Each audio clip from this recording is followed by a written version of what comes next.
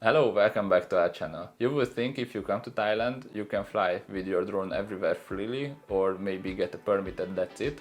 But if you want to fly with your drone on Chicken, Tup, Poda, Island, Poda Island or Railay Island or Phra Beach or other wonderful beaches of Thailand, this won't be enough. I will tell you in 4 steps how to take drone footage of Thailand's most famous beaches and how to arrange all the permits you need.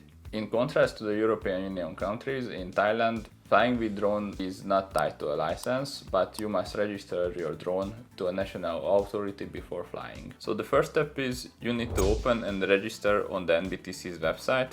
You can find the link in the video description.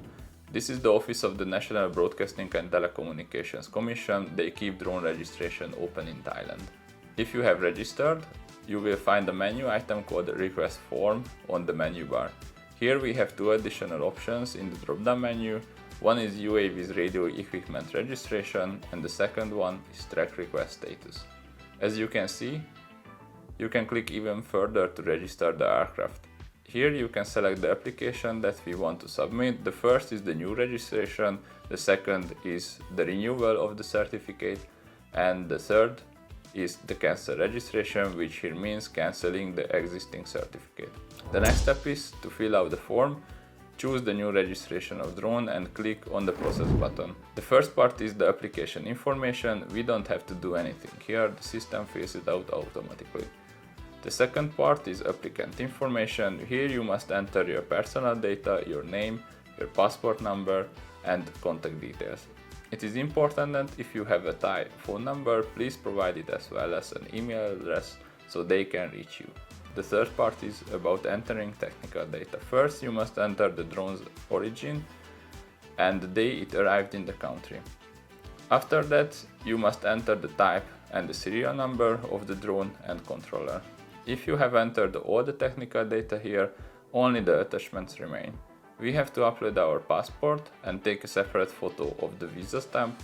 An owner's liability declaration can be downloaded from the NBTC's website. It must be filled out and attached to the application. You must also attach a photo of the drone, the controller and their serial numbers with a clearly visible QR code. If we are ready with all of these, choose the closest NBTC's office from the drop-down menu and then all that remains is to submit the application for assessment. Next step is the payment. If you have received the notification that your application has been evaluated, you will also receive a check by email that you must pay. This is 200 baht. This is the administration fee. Find the nearby Krung Thai bank branch because you can only pay the fee there. It's important to bring your passport with you to prove your identity. If you have paid the check, it will be evaluated in a few days and you will receive the permit. If you already had a permit before, it's important that you can only renew if its 90-day validity has not expired yet or if 30 days have not passed between your departure and your re-entry to the country. Otherwise, you must first delete your already existing but not valid permission from NBTC, as it's not possible to have 2 licenses for the same serial number. If you have done this, you can apply for a new permit. With the obtained permit, you can fly almost everywhere freely in the country, except of the national parks, because there you have to request a separate permit from the national park itself. Expect this on every island, such as Chicken, Tup, Poda, Island, Phra Island or Poda Island, because all the islands are under the protection of a national park. In order to request a separate permit from the national parks, you have to go to the office of the given park and then you can request a permit with your NBTC certificate. This is usually issued in 1 day and then you can really fly everywhere freely. It is very important that you take getting the permit seriously because there are guards on the islands who, as soon as you take off, will come to you to stop flying.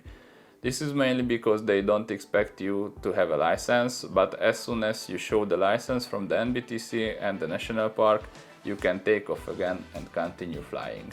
I hope I could help and I wish you a great flight with your drone in Thailand. If you have questions, leave a comment below. Don't forget to subscribe to our channel, smash up the like button and see you in the next video. Goodbye.